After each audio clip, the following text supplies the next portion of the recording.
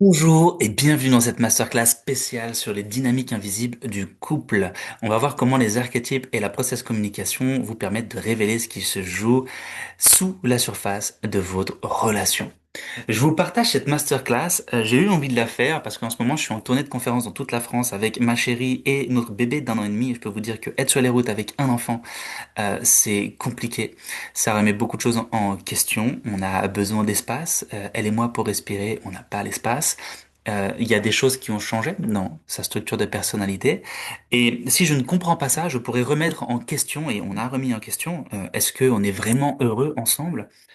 Et on sait qu'aujourd'hui, c'est des choses que nombreuses personnes peuvent rencontrer dans leur couple. Dès qu'il y a une friction, est-ce que la personne me rend vraiment heureuse? Euh, Est-ce qu'on arrête la relation? Aujourd'hui, les couples ne durent plus. Aujourd'hui, on se sépare tellement facilement parce que, en fait, on prend pas le temps de savoir ce que la personne avec qui on est a vraiment besoin. Et pire encore, on ne sait pas ce que nous, en tant qu'humains, on a besoin de trouver dans notre relation. Et ces deux outils-là vous permettent de clarifier tout ça.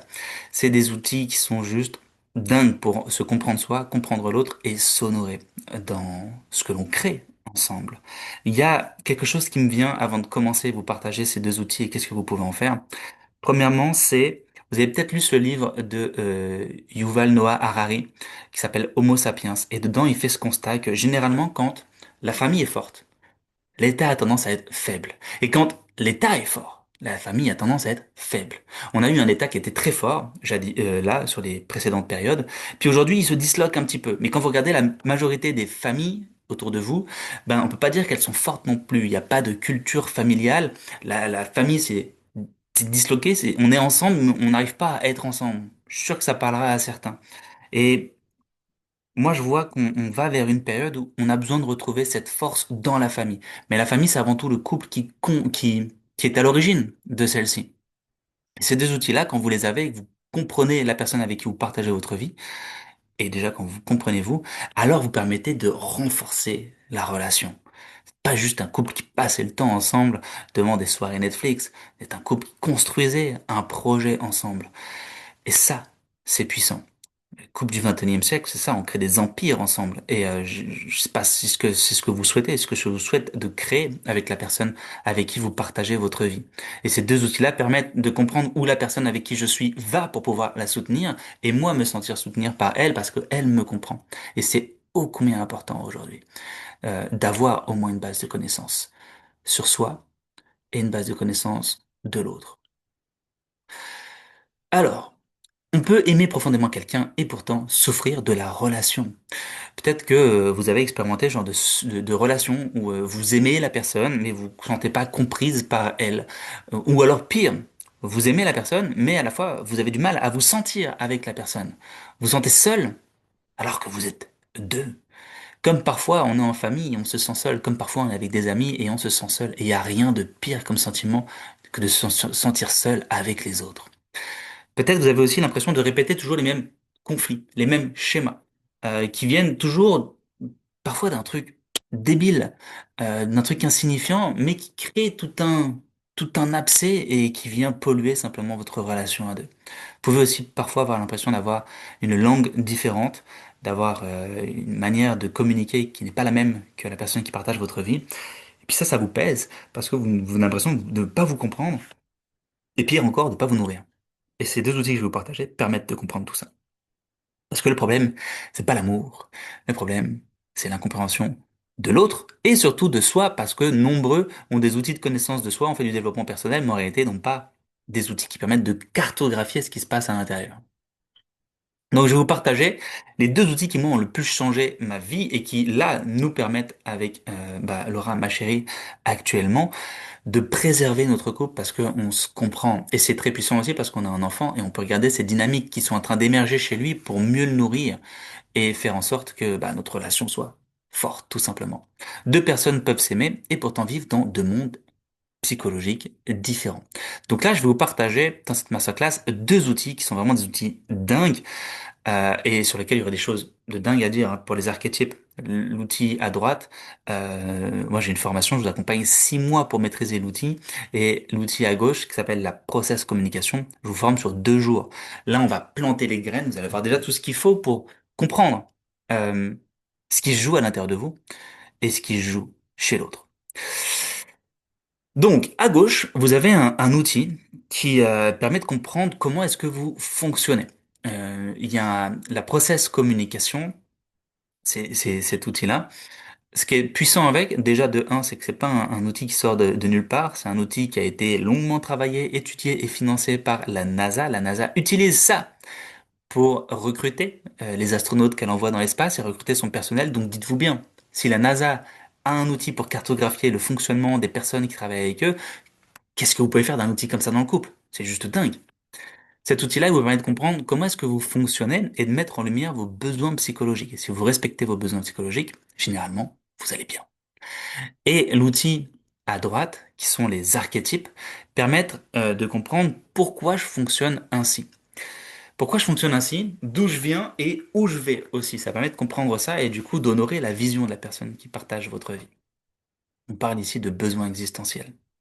Et ce que j'ai envie de vous apporter, c'est une réalisation de qu'est-ce qui se passe quand, eh bien, ce monde intérieur, parce que là vous avez deux outils pour cartographier ce qui se passe à l'intérieur de vous, rentre en relation et en contact avec le monde de la personne qui partage votre vie. C'est très puissant. On va commencer par poser les billes de la process communication. La process communication, elle permet de comprendre que derrière chaque comportement se cache un besoin psychologique auquel vous tentez de répondre, que ce soit parfois positivement ou si vous n'avez pas à répondre positivement de manière négative. Ce qui explique aussi pourquoi parfois, eh bien, euh, on, on est la source du conflit qu'on voit émerger. Parce qu'on s'en est pas aperçu, mais inconsciemment, eh bien, on s'est auto-saboté. Inconsciemment, on a cherché à créer un conflit pour répondre inconsciemment à un besoin. Imaginez, j'ai besoin de me sentir reconnu, aimé par l'autre, et puis l'autre me calcule pas. Eh bien, il suffirait que je crée simplement un conflit pour rentrer en relation indirectement avec la personne, et comme ça, je me sens reconnu. C'est con, hein, mais l'humain, c'est vraiment ça qui se passe à l'intérieur. Ici, imaginez une situation où madame veut parler, et toi, bah, t'as besoin d'être seul pour digérer ta journée, digérer peut-être ce qu'elle te dit. Elle, elle va penser que tu t'éloignes d'elle. Toi, t'as simplement l'impression que la personne t'étouffe parce que il te faut du temps avec toi-même. Ça fait partie de ton besoin. Cet outil-là, il nous dit que, donc, on a un immeuble de personnalité.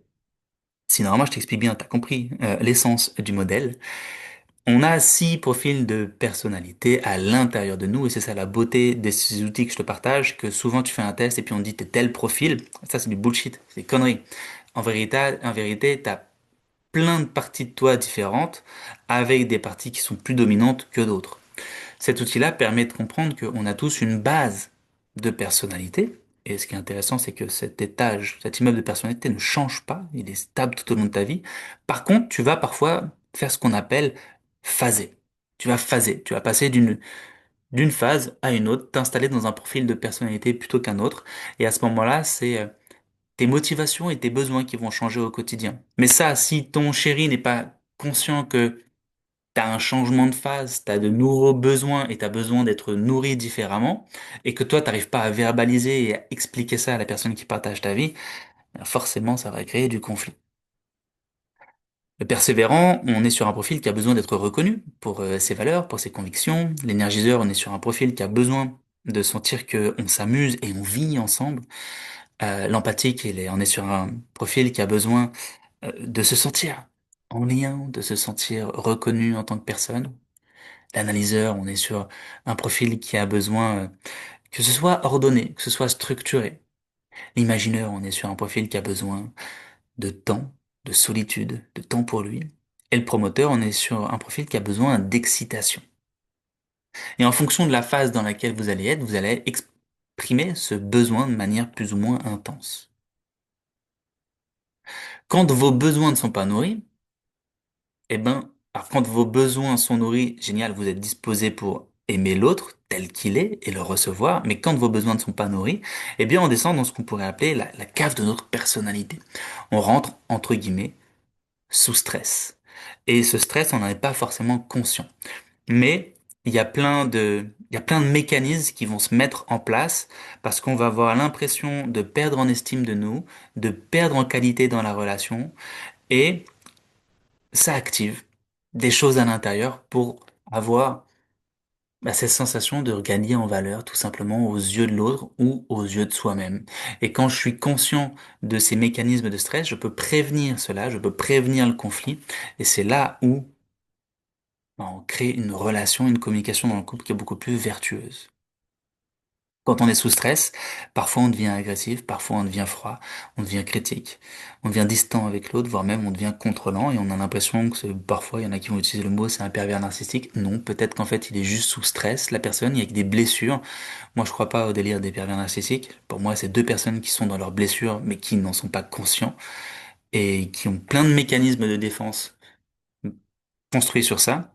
Et donc les deux sont fautifs de la relation. Mais si tu as ces outils de connaissance de soi, tu peux prévenir la relation et faire en sorte qu'elle soit mieux, tout simplement. Donc le problème, c'est pas le comportement. Le problème, c'est le besoin caché derrière le comportement. Je vous donne un exemple ici. Euh, Cet outil-là s'appelle la process communication, donc on l'utilise beaucoup pour améliorer et sublimer la relation avec quelqu'un au travail, nos proches, là, en l'occurrence, le couple. Et imaginez, imaginez, vous avez ce profil de gauche. Et la personne qui partage votre vie, ou l'interlocuteur, la personne que vous avez dans votre entourage proche, elle a cet étage à droite. Vous avez une phase énergiseur, vous avez une certaine façon de communiquer et vous avez besoin d'être nourri dans la relation d'une certaine façon. Mais si la personne qui partage votre vie, eh bien, cet étage, c'est son dernier, alors elle sera beaucoup moins disponible. Vous voyez? Si la personne est en phase analyseur et que vous voyez votre profil est là, je vais avoir besoin pour la personne, eh bien, de communiquer avec elle d'une certaine façon. Vous voyez. Là, il peut y avoir beaucoup d'énergie, beaucoup, je suis avenant, mais cette personne-là, elle a besoin de structure et de cadre dans la façon de communiquer. Vous voyez. J'ai de l'énergie quand la relation m'apporte du cadre. Et là, j'ai de l'énergie quand la relation m'apporte du fun, me dynamise et me permet de me sentir vivant. Je peux vous donner un exemple, une anecdote personnelle. Ma chérie était en phase énergiseur et moi j'étais en phase analyseur, donc très calme, très structuré, très ordonné. Et il y a eu ce côté, putain, on habitait à Genève dans une maison qui coûtait une blinde et dans une impasse. Et même moi je sentais qu'on étouffait un peu. Et, euh, et c'est au Nouvel An, une amie qui s'appelle aussi Laura qui nous dit, mais puisque vous ennuyez ici, pourquoi? Pourquoi vous partez pas sur les routes? Partez faire des trucs, devenez nomade. Et ma chérie a déjà été nomade. Et là, on se retrouve à faire des tournées de conférences dans toute la France. Ça nourrit son besoin d'avoir du nudisme. Et moi, ça m'a un petit peu mis en PLS parce que j'ai besoin de stabilité et, et le nomadisme, c'est pas forcément le plus stable. Mais vu qu'on a ces deux outils, eh bien, on sait de quoi l'autre a besoin et on peut le nourrir. Et c'est là où c'est puissant. Et je vous proposais après d'aller faire une lecture de vos profils de personnalité. Je vous proposais d'aller décrypter vous votre structure, décrypter la structure de la personne qui partage votre vie, et aussi d'aller explorer les archétypes qui vous animent. Parce que d'un côté, vous avez des besoins que vous essayez de auxquels vous essayez de répondre, et puis vous avez aussi des histoires qui vous animent, des besoins existentiels. Derrière chaque conflit, bien souvent, chaque conflit ou chaque mauvaise communication dans le couple, souvent il y a un jeu psychologique. C'était Shakespeare qui disait, je tiens la vie pour ce qu'elle est, une pièce de théâtre dont chacun joue son rôle. Eh ben, c'est de ça dont il est question. Quel rôle vous jouez dans le couple? Quel rôle vous jouez dans la relation? Est-ce que vous vous sentez nourri dans celle-ci? Ces jeux psychologiques qu'on joue de manière souvent inconsciente, ben, ils sont là pour nous aider à répondre à un besoin. Mais on n'est pas conscient des besoins qui sont les nôtres. Et c'est là tout le problème de l'humain, c'est qu'on a du mal à savoir ce qu'on veut. C'est difficile de dire qui on est et comment on fonctionne. C'est encore plus difficile de dire qu'est-ce qu'on veut vraiment. Ces outils-là permettent de conscientiser tout ça. Donc, on cherche pas seulement l'amour. Parfois, on cherche à réparer certaines blessures qu'on a pu avoir dans notre vie. Et de manière plus générale, moi, je m'aperçois que l'humain cherche une certaine forme de plénitude. Quand on fait un test sur les archétypes, eh ben, moi je vois les dynamiques qui sont activées, c'est effectivement ce qui donne de l'énergie à la personne. Mais à la fois, quand une personne, eh bien, on voit qu'il y a des archétypes qui sont éteints, il manque quelque chose. Et donc, parfois, eh bien, on va chercher des choses chez l'autre, à l'extérieur, pour se sentir soi-même nourri. Et donc, il se passe deux phénomènes que j'appelle l'attraction miroir. Quand l'autre me ressemble, j'ai l'impression qu'il me comprend. Ah, il y a bébé qui arrive. J'ai l'impression qu'on partage la même histoire. Et donc, il y a beaucoup d'attractivité dans l'autre, pour l'autre, parce que, en fait, on joue inconsciemment les mêmes rôles. Il peut y avoir aussi quelque chose d'opposé qui se crée, c'est l'attraction compensatoire. Je vois chez l'autre ce que je n'ai pas nourri chez moi. Personnellement, je suis dans l'archétype du sage magicien. Innocent, sage magicien. Ce qui est intéressant, c'est qu'on a matché avec ma chérie à nos débuts parce que elle avait créatrice magicien. On a matché sur un magicien. La même œuvre, la même direction, on va dans on œuvre à la même chose. Et ça nous a galvanisé. Ce qui est intéressant, c'est que dernièrement, ben, il y a eu des changements de besoins, des changements de jeu. Moins de créatrice, toujours de magicien, mais il y a l'archétype de l'amoureux qui a pointé le bout de son nez. Et donc, du coup, un, un besoin d'être davantage nourri dans son intimité et même dans sa posture, dans notre relation, eh ben, il y a de nouvelles attentes. Et je lui ai fait faire son test dernièrement parce que justement, on était conscient de tout ça et puis on sentait que, enfin, en tout cas, surtout de son côté, elle sentait que je la nourrissais plus comme j'avais pu le faire avant. Et je lui ai dit, mais prends le temps, fais le test sur tes archétypes parce que on a besoin de verbaliser tous les deux ce dont tu as besoin.